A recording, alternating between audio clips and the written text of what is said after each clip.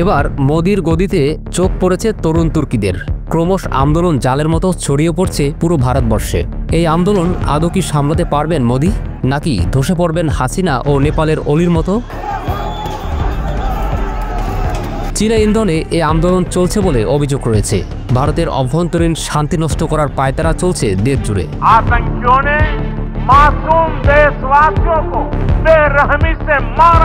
হিমালয়ের নীরব শৃঙ্গের মাঝে চিৎকার, পিচের রাস্তায় রঙিন রোষ, লাদাখে জেনজেট প্রজন্মের বিক্ষোভ কেবল প্রতিবাদ নয়, এটি এক রক্তিম সুর, যে সুরের বিষ ক্রমাগত বিদ্যুৎ গতিতে ছড়িয়ে পড়ছে পুরো ভারতে। সম্প্রতি এশিয়া ও বিশ্বের অনেক দেশেই তরুণ তুর্কিদের আন্দোলনে ক্ষমতাসীন অনেক জাদ্রেল সরকার পথ ছাড়তে বাধ্য হন। বাঘা বাঘা ক্ষমতাসীনরা তোপের মুখে পিছু হটেন, গ্লানির পরাজয় মেনে নেন তরুণ তুর্কি যোদ্ধাদের কাছে। তবে মোদি কি গদি হারানোর পথে? কি হচ্ছে ভারতে? বিশ্লেষকরা বলছেন, সম্প্রতি ঘটে যাওয়া শ্রীলঙ্কা, বাংলাদেশ, নেপাল, ফ্রান্স ও সার্বিয়া সহ অনেক দেশেই তরুণ তুর্কিদের আন্দোলন প্রতিবাদের আগুনের আঁচ এবার লাগছে মোদির গদিতে। কোথায় গিয়ে ঠেকবে এর শেষ তা বলা মুশকিল। অনেকেই মনে করছেন, চীন ভারত সীমান্তবর্তী লাদাখে চলমান আন্দোলনের পেছনে চীনের ইন্ধন থাকতে পারে। তাদের ধারণা, ভারতের প্রধানমন্ত্রী নরেন্দ্র মোদীকে চাপের মুখে ফেলতে চীনের সঙ্গে আঘাত করছেন কিছু আন্দোলনকারী। এই প্রেক্ষাপটে ভারতের লাদাখের প্রখ্যাত শিক্ষাবিদ ও পরিবেশ আন্দোলনকর্মী সোনাম ওয়াংচুককে গ্রেপ্তার করা হয়েছে। তিনি লাদাখের র্যাঞ্জো হিসেবে সুপরিচিত। আজ শুক্রবার স্থানীয় সময়ে দুপুর 2:30 তার একটি সংবাদ সম্মেলন করার কথা ছিল, যার আগেই তাকে গ্রেপ্তার করে লাদাখ পুলিশ। গত বুধবার লাদাখের রাজধানী লেহতে পৃথক রাজ্য গঠন ও লাদাখকে সংবিধানের 6ষ্ঠ তফসিলভুক্ত করার দাবিতে আন্দোলনকারী জনতার সঙ্গে নিরাপত্তারক্ষীদের সংঘর্ষে 4 জন নিহত ও অন্তত 80 জন আহত হন। 6 বছর ধরে অনশন আর মিছিলে শান্তিপূর্ণ দাবি জানিয়ে আসছিল লাদাখের মানুষ রাষ্ট্রত্ব ও সাংবিধানিক স্বায়ত্তশাসনের জন্য। কিন্তু বুধবার সে ধৈর্য ভেঙে গেল। শান্ত প্রতিবাদ মুহূর্তেই রূপ নিল ক্ষোভের বিস্ফোরণে। আন্দোলনের মুখপাত্র সোনাম ওয়াংচুক জানান, এ লড়াই কেবল লাদাখের নয়, এটি এক জেনজেট বিপ্লব যা তরুণদের রাস্তায় নামতে বাধ্য করেছে। সরকার পরিস্থিতি সামাল দিতে না পেরে দিয়েছে কমপ্লিট শাটডাউন। 2019 সালে মোদী সরকার কাশ্মীরের বিশেষ মর্যাদা বাতিল করে লাদাখকে কেন্দ্রশাসিত অঞ্চলে পরিণত করে। এর ফলে মুসলিম ও বৌদ্ধ সম্প্রদায় ভোটাধিকার ও প্রশাসনিক ক্ষমতা থেকে বঞ্চিত হয়। সেই সঙ্গে বাড়তে থাকা বেকারত্ব, সাংবিধানিক সুরক্ষার অভাব ও চাকুরির অনিয়ম তরুণ সমাজকে ক্রমেই অসহিষ্ণু করে তুলেছে। বিশ্লেষকরা বলছেন, লাদাখের তরুণরা দীর্ঘদিন ধরে অধিকার ও স্বায়ত্তশাসনের অপেক্ষায় থেকে প্রতিশোধ পরায়ণ ও অসহিষ্ণু হয়ে উঠেছে। 2023 সালের এক সমীক্ষা জানায়, এখানে গ্রাজুয়েটদের মধ্যে প্রায় 26.5% বেকার, যা জাতীয় গড়ের দ্বিগুণ। লাদাখের রাস্তা এখন অধিকার ও স্বাধিকার সংগ্রামের প্রতীক। তরুণদের দাবি না মানলে পাহাড়ি সীমান্তে উত্তেজনা আরও বাড়বে। কারণ লাদাখের কাহিনী কেবল ভূ রাজনীতির নয়, এটি মানুষের অধিকার আদায়ের সংগ্রাম।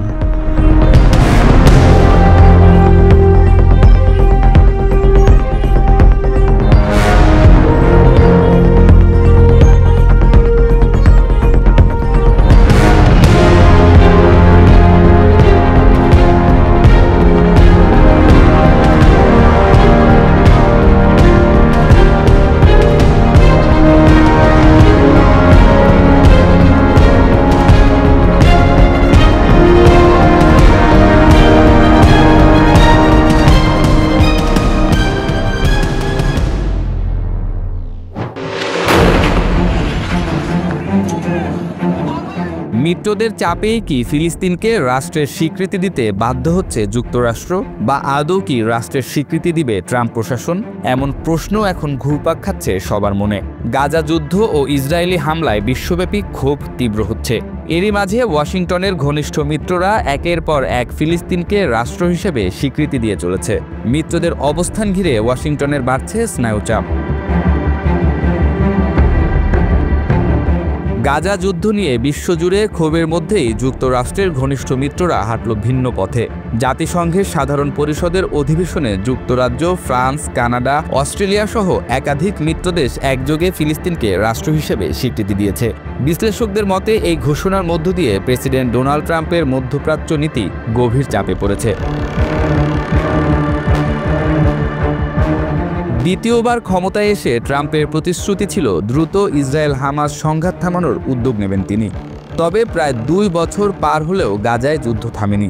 দেখা গেল উল্টো চিত্র, গাজায় ইসরায়েলি সেনারা ক্রমেই আক্রমণ বাড়াচ্ছে, অথচ ওয়াশিংটন এখনও মিত্র ইসরায়েলকে সংযত করতে কার্যত কোনো চাপ প্রয়োগ করেনি। আন্তর্জাতিক অঙ্গনে তাই ট্রাম্পকে নিছক দর্শক বলেই মনে করা হচ্ছে। সাম্প্রতিক সময়ে কাতারে হামাস নেতাদের ওপর ইসরায়েলি হামলা ট্রাম্প প্রশাসনকে অপ্রস্তুত করে দেয়। হামলার কারণে গাজায় যুদ্ধবিরতি ও জিম্মি মুক্তির যুক্তরাষ্ট্র সমর্থিত সর্বশেষ উদ্যোগ ভেস্তে যায়। গাজা নগরীতে এখনও স্থল অভিযান চালাচ্ছে ইসরায়েল, যা কোনো আপত্তি ছাড়াই মেনে নেয় হোয়াইট হাউস। বিশ্বজুড়ে মানবিক সংকট নিয়ে সমালোচনা তীব্র হলেও যুক্তরাষ্ট্রের অবস্থান অপরিবর্তিত থাকে। জাতিসংঘ অধিবেশনের আগে এবং চলাকালে যুক্তরাষ্ট্রের ঘনিষ্ঠ কয়েকটি দেশ ফিলিস্তিনকে রাষ্ট্র হিসেবে আনুষ্ঠানিক স্বীকৃতি দেয়। ওয়াশিংটনের ঘনিষ্ঠ মিত্রদের এই সিদ্ধান্তকে অনেকেই গাজা যুদ্ধের বিরুদ্ধে প্রকাশ্য বার্তা হিসেবে দেখছেন। ট্রাম্প অবশ্য এই স্বীকৃতিকে দেখেন ভিন্ন চোখে, এটি হামাসের জন্য উপহার ছাড়া কিছু নয়। কিন্তু মিত্ররা তাদের অবস্থানে অনড়, তারা দেখালো মিত্র হলেও তারা যুক্তরাষ্ট্রের অপেক্ষায় বসে নেই। দায়িত্ব নেয়ার পর থেকে ট্রাম্প কোনো বড় অগ্রগতি দেখাতে পারেননি, বরং ইসরায়েল ফিলিস্তিন সংঘাত তার সময়েই আরও খারাপ হয়েছে বলে দাবি করেন ওয়াশিংটনের মিডল ইস্ট ইনস্টিটিউটের জ্যেষ্ঠ ফেলো ব্রায়ান কাটুলিস। অনেক বিশেষজ্ঞ মনে করছেন নেতানিয়াহুকে চাপ দিতে ট্রাম্পের অনীহা রয়েছে। এ যুদ্ধ জটিল এবং কঠিন, একে থামাতে মার্কিন হস্তক্ষেপের সীমাবদ্ধতা আছে। ফ্রান্সের প্রেসিডেন্ট এনামুয়েল মাখোঁ জাতিসংঘ অধিবেশন চলাকালে বলেন, গাজায় যুদ্ধ বন্ধের জন্য সবচেয়ে বেশি প্রভাব বিস্তার করতে পারেন শুধু ডোনাল্ড ট্রাম্পই। নিউ ইয়র্কে দেয়া এক সাক্ষাৎকারে মাখোঁ বলেন, শান্তিতে নোবেল পুরস্কার পেতে চাইলে ট্রাম্পকে অবশ্যই গাজায় যুদ্ধ থামাতে হবে। ইউরোপীয় নেতাদের এই সরাসরি আহ্বান যুক্তরাষ্ট্রের ওপর চাপ আরও বাড়িয়েছে। বার্তা সংস্থা রয়টার্স হোয়াইট হাউসের কাছে এ বিষয়ে মন্তব্য চাইলে তাৎক্ষণিক কোনো সাড়া মেলেনি। মার্কিন রাজনীতির পর্যবেক্ষকরা বলছেন, অভ্যন্তরীণ বিভিন্ন ইস্যু মধ্যপ্রাচ্যের দিকে মনোযোগ দিতে ট্রাম্পকে বাধা দিচ্ছে। এই নীরবতা যুক্তরাষ্ট্রের দীর্ঘদিনের কূটনৈতিক প্রভাবকেও প্রশ্নের মুখে ফেলছে। অনেক বিশ্লেষক বলছেন, এই স্বীকৃতির ঢেউ মার্কিন রাজনীতিতে সরাসরি চাপ তৈরি করছে। ধারণা করা হচ্ছে, যদি হোয়াইট হাউস মিত্রদের এই অবস্থানকে উপেক্ষা করে এবং ফিলিস্তিনের ন্যায্য অধিকারকে প্রকাশ্যে সমর্থন না দেয়, তবে অদূর ভবিষ্যতে যুক্তরাষ্ট্র তার মিত্রদের হারিয়ে ইসরায়েলের মতো একঘরে হয়ে পড়তে পারে। দীর্ঘস্থায়ী এই সংঘাত কেবল ফিলিস্তিন নয়, সমগ্র মধ্যপ্রাচ্যকে নতুন অস্থিরতার দিকে ঠেলে দিচ্ছে। আন্তর্জাতিক মানবাধিকার সংগঠনগুলোর মতে, গাজায় অব্যাহত হামলা এবং শিশুদের ওপর ভয়াবহ মানবিক বিপর্যয় থামাতে বিশ্ব শক্তিগুলোর যৌথ চাপ ছাড়া কোনো সমাধান সম্ভব নয়। কিন্তু যুক্তরাষ্ট্রের নেতৃত্বাধীন জোটের ভেতরেই ফাটল দেখা দেয় শান্তি প্রক্রিয়া আরও পিছিয়ে যাচ্ছে।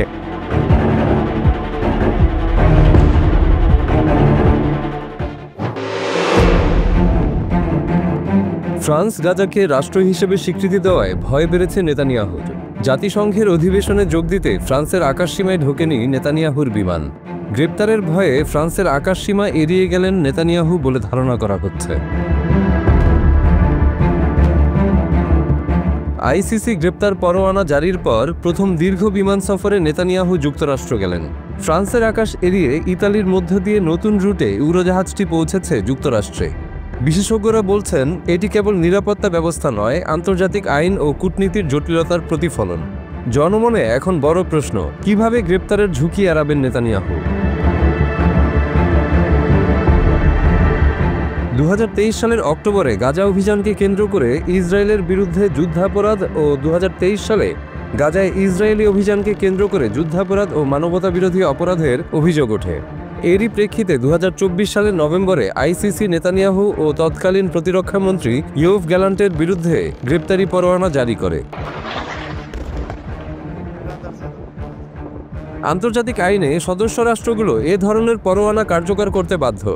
ইউরোপীয় ইউনিয়নের ফ্রান্স, ইতালি, গ্রিস সহ প্রায় সব দেশই আইসিসির সদস্য। ফলে নেতানিয়াহুর বিমানে যদি জরুরি অবতরণ ঘটত, তবে আইনত তাকে আটক করার সুযোগ তৈরি হতো।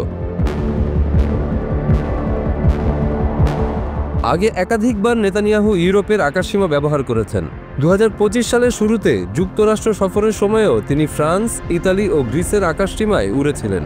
তখন ওই দেশগুলো প্রকাশ্যে বলেছিল সরকার প্রধান হিসেবে নেতানিয়াহু কূটনৈতিক দায়মুক্তির আওতায় পড়েন। তবে সাম্প্রতিক মাসগুলোতে গাজা যুদ্ধ নিয়ে ফ্রান্স, যুক্তরাজ্য ও আরও কয়েকটি পশ্চিমা দেশ ফিলিস্তিনকে রাষ্ট্র হিসেবে স্বীকৃতি দিয়েছে। ফলে রাজনৈতিক পরিবেশ বদলে গেছে। এবার তাই উড়োজাহাজের পথ পরিবর্তনের পেছনে সতর্ক বলে মনে করছেন কূটনীতিকরা। জেরুজালেম পোস্ট জানিয়েছে সফরের আগেই নেতানিয়াহুর উইং অফ জায়ন বিমানটির রুট নিয়ে ইসরায়েলের নিরাপত্তা উপদেষ্টারা বিশেষ বৈঠক করেন।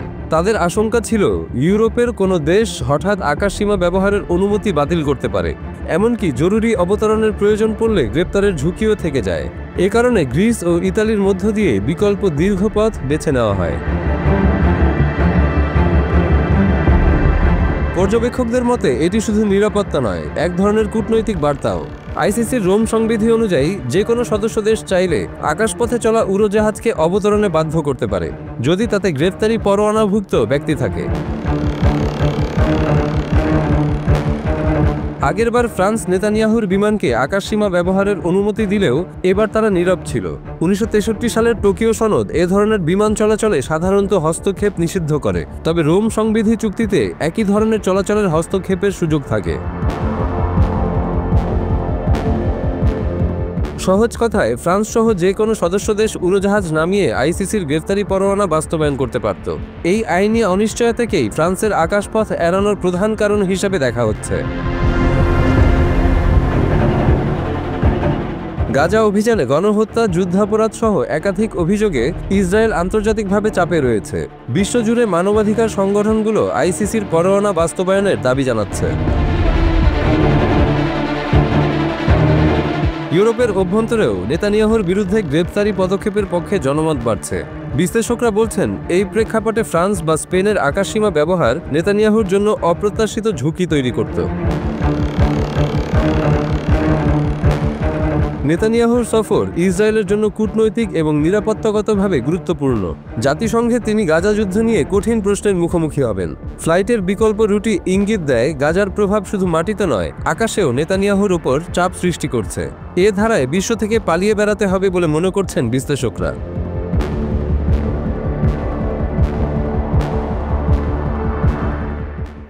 I have saved you, cried the woman. And you've bitten me, heavens why? And now I'm going to die. Oh, shut up, silly woman. You knew damn well I was a snake before you took me in. নিজেকে কি সাপ ভাবতে শুরু করলেন Donald Trump? তিনি নিজেকে শান্তিতে Nobel পুরস্কারের দাবিদার মনে করলেও অনেকেই তাকে অশান্তি সৃষ্টিকারী ব্যক্তি বলে মনে করেন। সবসময় আলোচনার তুঙ্গে থাকতেই পছন্দ করেন ট্রাম্প। তিনি প্রায়শই নিজেকে গান ও কবিতা প্রেমী বলে পরিচয় দিয়ে থাকেন। অস্কার ব্রাউন জুনিয়রের লেখা জনপ্রিয় গান দি স্নেককে তিনি প্রায় সময় জনসম্মুখে উদাহরণ টেনে আবৃত্তি করেন। Who has heard the poem called The Snake? অনেকেরই দাবি তার ভাষণ শুনে মনে হয় তিনি নিজের ঢোল নিজেই পেটাচ্ছেন। হার হামেশাই বিভিন্ন ইস্যুকে কেন্দ্র করে নিজেকে সাপ বলে ঠাট্টা বিদ্রুপ করছেন। তবে আশ্চর্য হলেও সত্যি যে গানের কথা সেই সাপের সাথে অদ্ভুত রকমের মিল পাওয়া যায় ট্রাম্পের নীতি ও চরিত্রের সাথে। So we're asking for rare earth and oil, anything we can get. এই কবিতায় একটি সাপকে আশ্রয় দেওয়ার গল্প বলা হয়েছে। দয়ালু নারী সাপটিকে রক্ষা করেন, উষ্ণতা দেন, খাবার দেন, কিন্তু সুস্থ হওয়ার পর সাপটি কৃতজ্ঞ না হয়ে উল্টো তাকে কামড় দেয়। আর তখনই সাপটি হাসতে হাসতে বলে, তুমি জানো আমি সাপ, তবু আমাকে ঘরে এনেছিলে। ট্রাম্প এই কবিতাকে অভিবাসন নীতির প্রতীক হিসেবে ব্যবহার করেন। তার যুক্তি হলো বাইরে থেকে যারা আসে তাদের সবাইকে দয়া দেখানো বিপজ্জনক হতে পারে, একদিন না একদিন তারা কামড় দেবে। জানা যায় হোয়াইট হাউস পর্যন্ত এই কবিতাকে নিয়ে ভিডিও প্রকাশ করেছে, যেখানে ফুটিয়ে তোলা হয়েছে গ্রেপ্তার হওয়া মানুষদের ছবি। কিন্তু সমালোচকদের মতে ট্রাম্প ভুলে যায় এই গানের কথার গিটারের তালে তালে তিনি সাপকে নয় বরং নিজেকেই তুলে ধরছেন, কারণ বাস্তব রাজনীতিতে তার আচরণ অনেকটা সেই সাপের মতো। উদাহরণ হিসেবে ধরা যায় সম্প্রতি যুক্তরাজ্য সফরকে। ব্রিটিশ প্রধানমন্ত্রী কেয়ার স্টারমার তাকে অতিথি করে দুর্গে ভোজ দিলেন। রাজা চার্লস তাকে বানালেন নিকট আত্মীয়, অথচ দেশে ফিরে ভোল পাল্টে ট্রাম্প ঘোষণা দিলেন যুক্তরাজ্য হলো পুরনো দুনিয়ার নরক। এমনকি বিনিয়োগের ক্ষেত্রেও একই চিত্র। যুক্তরাজ্য প্রযুক্তি চুক্তিকে বড় আকারে প্রচার করা হলেও বাস্তবে তা পুনরায় ঘোষিত হয় পুরনো প্রকল্প হিসেবে। ব্রিটিশ জনগণ বড় কোনো কর্মসংস্থান পাবে না, বরং বিশাল ডেটা সেন্টারগুলো সিলিকন ভ্যালির নিয়ন্ত্রণে চলে যাবে। গবেষকরা বলছেন এগুলো আমেরিকান সামরিক ঘাঁটির মতোই প্রভাব বিস্তার করবে। শেষ পর্যন্ত সব স্পষ্ট হয়ে যায়, ট্রাম্প আসলেই সেই সাপ। মুখে যতই হাসি, কবিতা আবৃত্তি আর আশ্রয় দেওয়ার অভিনয় করুক, ভেতরে লুকিয়ে আছে কামড় দেওয়ার প্রবণতা। কেউ যদি ভাবে তার সঙ্গে বন্ধুত্ব করা যায়, সেদিকে তাকালেই মনে হবে সাপকে পেটালে সে দুধ খাবে, আর একটু অসতর্ক হলেই কামড় বসাবে। হালকা হেসে বলা যায়, দয়া করার আগেই সতর্ক হও, বিশেষ করে যদি সে সাপ নামে ট্রাম্প হয়।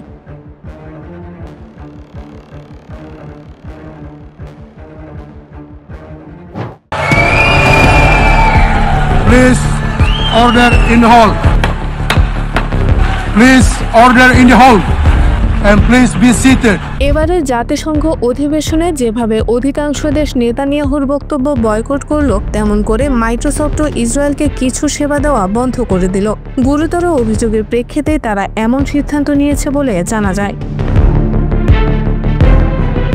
ফিলিস্তিনি জনগণের ওপর গোপনে নজরদারির অভিযোগে ইসরায়েলি সেনাবাহিনীর কিছু সেবা বন্ধ করে দিয়েছে মার্কিন প্রযুক্তি প্রতিষ্ঠান মাইক্রোসফট। যদিও ট্রাম্প প্রশাসন এখনও ইসরায়েলকে আগলে রেখেছে, যা ওপেন সিক্রেট। প্রতিষ্ঠানটি জানিয়েছে ইসরায়েল তাদের শর্ত ভেঙে সাধারণ মানুষের উপর নজরদারি চালাতে এসব প্রযুক্তি ব্যবহার করছিল, যা মাইক্রোসফটের নিয়মের স্পষ্ট লঙ্ঘন। ইসরায়েলি সেনাবাহিনী গাজা ও পশ্চিম তীরে লক্ষ লক্ষ ফিলিস্তিনের উপর নজরদারি করতে মাইক্রোসফটের প্রযুক্তি ব্যবহার করছিল। ব্রিটেনের গার্ডিয়ান এবং ইসরায়েলের 972 ম্যাগাজিন ও লোকাল কল যৌথভাবে এই প্রতিবেদন প্রকাশ করে। মাইক্রোসফট প্রথমে এই অভিযোগ অস্বীকার করলেও পরে নিজেরাই এ বিষয়ে একটি তদন্ত করে। তদন্তের প্রমাণ পাওয়ার পর ইসরায়েলি প্রতিরক্ষা মন্ত্রণালয়কে জানানো হয় যে তাদের নির্দিষ্ট কিছু সেবা বন্ধ করা হবে। মাইক্রোসফটের একজন উচ্চপদস্থ কর্মকর্তা জানান, ইসরায়েলকে এই সিদ্ধান্তের বিষয়টি জানানো হয়েছে এবং পরিষ্কার বলা হয়েছে যে মাইক্রোসফটের প্রযুক্তি সাধারণ মানুষের উপর নজরদারির জন্য ব্যবহার করা যাবে না।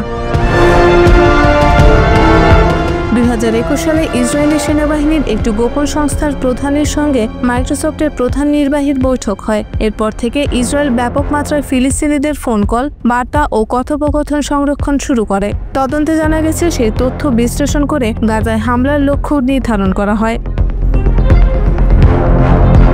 তবে মাইক্রোসফট জানিয়েছে তারা ইসরায়েলের সব সেবা বন্ধ করেনি। যেসব প্রযুক্তি মানুষজনের উপর নজরদারির কাজে ব্যবহার করা হতো, শুধুমাত্র সেগুলোই বন্ধ করা হয়েছে। ইসরায়েল এখনও কিছু নিরাপত্তা সেবা ব্যবহার করতে পারবে। এ কারণেই অনেকের সমালোচনার মুখে আছে এই প্রযুক্তি প্রতিষ্ঠানটি। তবে মানবাধিকার কর্মীরা বলছেন এ পদক্ষেপ যথেষ্ট নয়, কারণ ইসরায়েল এখনও অনেক প্রযুক্তি ব্যবহার করতে পারছে যা দিয়ে ফিলিস্তিনিদের ওপর নজরদারি চালানো সম্ভব। এর আগে মাইক্রোসফটের কয়েকজন কর্মী এই বিষয়ে প্রতিবাদ জানালে তাদের চাকরি থেকে বরখাস্ত করা হয়। অন্যদিকে মানবাধিকার সংস্থাগুলো অভিযোগ করছে ইসরায়েল বহু বছর ধরে ফিলিস্তিনিদের ওপর কঠোর নজরদারি চালিয়ে আসছে। ইসরায়েল এমন একটি যন্ত্র ব্যবহার করছে যা ফিলিস্তিনিদের মুখ চিনে নিতে সক্ষম। এই যন্ত্রটি চেকপোস্টে পাস করার সময় তাদের চেহারা শনাক্ত করে। এরপর এসব তথ্য গোপন একটি তালিকায় সংরক্ষিত হয়, যা ব্যবহার করে নির্ধারণ করা হয় কে কোন রাস্তায় ব্যবহার করতে পারবে আর কে পারবে না।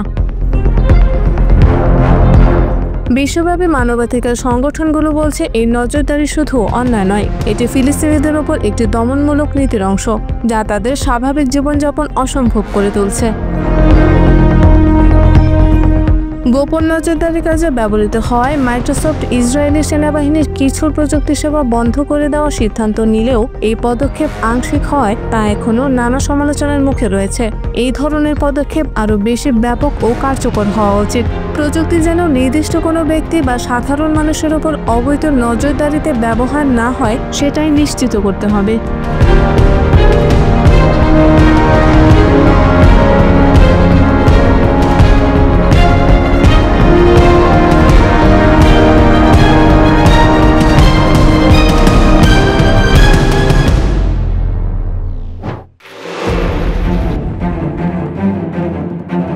এবার মৃত্যু দেরি করার সমালোচনা করলেন ইসরায়েলের প্রধানমন্ত্রী নেতানিয়াহু। ফিলিস্তিনকে শর্তহীনভাবে রাষ্ট্র হিসেবে স্বীকৃতি দেওয়ায় জাতিসংঘ সাধারণ অধিবেশনে পুরনো মিত্রদেরই এবার ধুয়ে দিলেন Netanyahu. I have a message for these leaders. When the most savage terrorists on earth France, Britain, Australia, Canada সহ আরও কয়েকটি দেশের ফিলিস্তিন রাষ্ট্র হিসেবে স্বীকৃতি দেওয়াকে সন্ত্রাসবাদের পুরস্কার হিসেবে উল্লেখ করে নেতানিয়াহু। তার যুক্তির 7 অক্টোবর হামাসের হামলার পরপরই এই স্বীকৃতি দেওয়া হয়েছে, যখন ইসরায়েলি বেসামরিক মানুষ নিহত হন এবং ফিলিস্তিনের বড় অংশ এই হামলায় সমর্থন দেয়। deliberately starving the people of Gaza, when Israel is deliberately নেতানিয়াহুর দাবি, ফিলিস্তিনিরা 2 রাষ্ট্র সমাধানের প্রস্তাব বহুবার পেলেও ইসরায়েলকে ইহুদির রাষ্ট্র হিসেবে স্বীকৃতি দেয়নি। তার মতে তারা ইসরায়েলের পাশে নয়, বরং তার জায়গায় একটি রাষ্ট্র গঠন করতে চায়। গাজা ফিলিস্তিনিদের নিয়ন্ত্রণে থাকার সময়েও শান্তির বদলে আক্রমণাত্মক কর্মকাণ্ডের ঘাঁটিতে পরিণত হয়েছিল।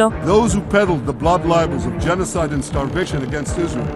ভাষণে নেতানিয়াহু হামাসের পাশাপাশি ফিলিস্তিনি কর্তৃপক্ষকেও সন্ত্রাসবাদে জড়িত থাকার অভিযোগ করেন। তার দাবি, কর্তৃপক্ষ ইহুদি ও খ্রিস্টান হত্যাকারীদের অর্থ পুরস্কার দেয়, শহীদ ঘোষণা করে এবং সরকারি স্থাপনার নাম করে তাদের স্মরণ করে। প্রায় 2 দশক ধরে নির্বাচন না হওয়া, দুর্নীতি এবং ঘৃণামূলক শিক্ষা ব্যবস্থার মধ্য দিয়ে এই কর্তৃপক্ষের আসল চিত্র স্পষ্ট হয় বলেও উল্লেখ করেন তিনি। As we fight the terrorists who murdered many of your citizens, পশ্চিমা দেশগুলোর নেতাদের উদ্দেশ্যে নেতানিয়াহু বলেন, ফিলিস্তিন রাষ্ট্রকে স্বীকৃতি দেওয়া মানে সন্ত্রাসীদের উৎসাহিত করা। তার মতে 7 অক্টোবরের হামলাকারীদের জেরুজালেমের পাশে রাষ্ট্র দেওয়া ঠিক যেমন 9/11-এর পর নিউ ইয়র্কের পাশে আল কায়দাকে রাষ্ট্র দেওয়ার সমান। ভাষণের শেষ দিকে নেতানিয়াহু স্পষ্ট জানান, ইসরায়েলকে সন্ত্রাসী রাষ্ট্র হিসেবে স্বীকার করাতে কেউ বাধ্য করতে পারবে না। জাতীয় নিরাপত্তা ও আত্মরক্ষার প্রশ্নে ইসরায়েল কোনো আত্মঘাতী সিদ্ধান্ত নেবে না। তিনি পশ্চিমা নেতাদের উদ্দেশ্যে বলেন, তাদের রাজনৈতিক দুর্বলতার দায় ইসরায়েল বহন করবে না। নেতানিয়াহুর ভাষণ আন্তর্জাতিক মহলে নতুন বিতর্কের জন্ম দিয়েছে। বিশ্লেষকদের মতে, ইসরায়েলের চালানো গণহত্যা ও মানবিক বিপর্যয় সারা বিশ্ব দেখার পরও জাতিসংঘের অধিবেশনে নিজের সাফাই গাইলেন নেতানিয়াহু। নেটিজেনরা এ ঘটনাকে নির্লজ্জের মতো আমি করা হিসেবে দেখছেন।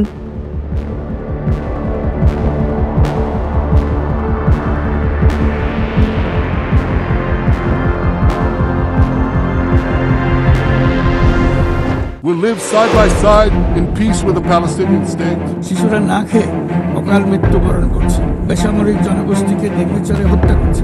নেতানিয়াহুকে এবার চরম অপমান করলেন বিশ্ব নেতারা। ইসরায়েলি প্রধানমন্ত্রী যখন ভাষণ দিতে উঠলেন, তখন 50টিরও বেশি দেশের 100 জনের বেশি কূটনীতিক আসন ত্যাগ করে বেরিয়ে যান, যা দেখে অবাক হয়েছেন খোদ নেতানিয়াহু। যারা বসেছিলেন তাদের বেশিরভাগ আবার করতালি দিয়ে বেরিয়ে যাওয়ার নেতাদের অভিবাদন জানান। Nearly 3,000 calories per person per day. ফিলিস্তিনে চলমান আগ্রাসনের জন্য ইসরায়েলের বিরুদ্ধে বিশ্বব্যাপী নিন্দা ও আন্তর্জাতিক অপরাধ আদালতের গ্রেপ্তারি পরোয়ানার মধ্যেও জাতিসংঘের সাধারণ পরিষদের অধিবেশনে ভাষণ দিয়েছেন ইসরায়েলের প্রধানমন্ত্রী Benjamin Netanyahu. In our own independent state, the dream of having an army to defend ourselves. শুক্রবার সাধারণ পরিষদের 4র্থ দিনে বেনিয়ামিন নেতানিয়াহুর নাম ঘোষণার সঙ্গে সঙ্গেই বিভিন্ন দেশের প্রতিনিধিরা তাদের আসন ত্যাগ করে অধিবেশন কক্ষ থেকে বেরিয়ে যান। এ সময় অধিবেশন কক্ষে উপস্থিত অনেকেই হাততালি দিয়ে তাদের সমর্থন জানান। পরিষদের সভাপতি শৃঙ্খলা বজায় রাখার আহ্বান জানালেও তাতে তেমন সাড়া মেলেনি। এ সময় অনেক দেশের প্রতিনিধি প্রতিবাদ জানিয়ে অধিবেশন কক্ষ বর্জন ও ওয়াকআউট করেন। নেতানিয়াহুর ভাষণের সময় প্রধান উপদেষ্টা ডক্টর মোহাম্মদ ইউনূস সহ বাংলাদেশ প্রতিনিধিরাও অধিবেশন কক্ষে অনুপস্থিত ছিলেন। এছাড়া ডক্টর ইউনূস তার ভাষণে ফিলিস্তিনের স্বাধীনতা ও দ্বিরাষ্ট্রভিত্তিক সমাধান বাস্তবায়নের আহ্বান জানান। নির্বিচার গণহত্যা সংঘটিত হচ্ছে। আমাদের দুর্ভাগ্য যে মানবজাতির পক্ষ থেকে এর অবসানে আমরা সর্বোচ্চ চেষ্টা করছি না এখন। ওয়াশিংটন পোস্টের তথ্য অনুযায়ী নেতানিয়াহুর প্রবেশের সঙ্গে সঙ্গে 50টিরও বেশি দেশের 100 জনেরও বেশি কূটনীতিক হল থেকে বেরিয়ে যান। যারা চেয়ারে বসেছিলেন তাদের অনেককে হাততালি দিয়ে উদযাপন করতে দেখা যায়। Please order in the hall. Please order in the hall. কয়েকটি গণমাধ্যম ও সোশ্যাল মিডিয়ায় প্রকাশিত ছবি ও ভিডিওতে দেখা যায় সাধারণ পরিষদে নেতানিয়াহুর ভাষণের সময় বাংলাদেশের জন্য সংরক্ষিত চেয়ারগুলোও ফাঁকা। সংবাদ মাধ্যম টাইমস অব ইসরায়েল জানিয়েছে, শুধু আরব ও মুসলিম নেতারাই অধিবেশন থেকে ওয়াকআউট করেননি, তাদের সঙ্গে সঙ্গে কক্ষ থেকে বেরিয়ে যান আফ্রিকা ও ইউরোপের কয়েকটি দেশের কূটনীতিকরাও। এদিকে জাতিসংঘের সাধারণ অধিবেশনে দেওয়া ভাষণে জেরুজালেমকে রাজধানী করে একটি স্বাধীন ফিলিস্তিন রাষ্ট্র প্রতিষ্ঠার দাবি জানান প্রধান উপদেষ্টা ডক্টর মোহাম্মদ ইউনূস। তিনি বলেন, আমি সব সময় মানুষকে আশার বাণী শুনিয়েছি, কখনো ভয় দেখিয়ে কিছু করা আমি সমর্থন করিনি। আমি সব সময় মানুষকে আশার বাণী শুনিয়েছি, কখনো ভয় দেখিয়ে কিছু করা আমি সমর্থন করিনি, কিন্তু আজ আমাকে সেখান থেকে সরে এসে ভয়ঙ্কর কিছু কথা বলতে হচ্ছে। তিনি আরও বলেন, আজ আমাকে সেখান থেকে সরে এসে ভয়ঙ্কর কিছু কথা বলতে হচ্ছে। আজ আমি সতর্ক করছি, চরম জাতীয়তাবাদ, অন্যের ক্ষতি হয় এমন ভূরাজনীতি এবং অন্যের দুর্ভোগ ও পীড়নের প্রতি ঔদাসীন্য বহু দশকের পরিশ্রমে আমরা যে অগ্রগতি অর্জন করেছি তা ধ্বংস করে দিচ্ছে। আজ আমি সতর্ক করছি, চরম জাতীয়তাবাদ, অন্যের ক্ষতি হয় এমন ভূরাজনীতি এবং অন্যের দুর্ভোগ ও পীড়নের প্রতি ঔদাসীন্য বহু দশকের পরিশ্রমে আমরা যে অগ্রগতি অর্জন করেছি তা ধ্বংস করে দিচ্ছে। সবচেয়ে মর্মান্তিক চিত্র আমরা দেখছি গাজায়। শিশুরা না খেয়ে অকালে মৃত্যুবরণ করছে, বেসামরিক জনগোষ্ঠীকে নির্বিচারে হত্যা করা হচ্ছে, হাসপাতাল, স্কুল সহ একটি গোটা জনপদ নিশ্চিহ্ন করে ফেলা হচ্ছে। গাজায় শিশুরা না খেয়ে অকাল মৃত্যুবরণ করছে, বেসামরিক জনগোষ্ঠীকে নির্বিচারে হত্যা করছে, হাসপাতাল, স্কুল সহ একটা গোটা জনপদ নিশ্চিহ্ন করে দিচ্ছে। জাতিসংঘের স্বাধীন তদন্ত কমিশনের সঙ্গে আমরাও একমত যে আমাদের চোখের সামনেই একটি নির্বিচার গণহত্যা সংঘটিত হচ্ছে। আমাদের দুর্ভাগ্য যে মানবজাতির পক্ষ থেকে এর অবসানে আমরা সর্বোচ্চ চেষ্টা করছি না। এ অবস্থা চলতে থাকলে ভবিষ্যৎ প্রজন্ম ও ইতিহাস আমাদের ক্ষমা করবে না।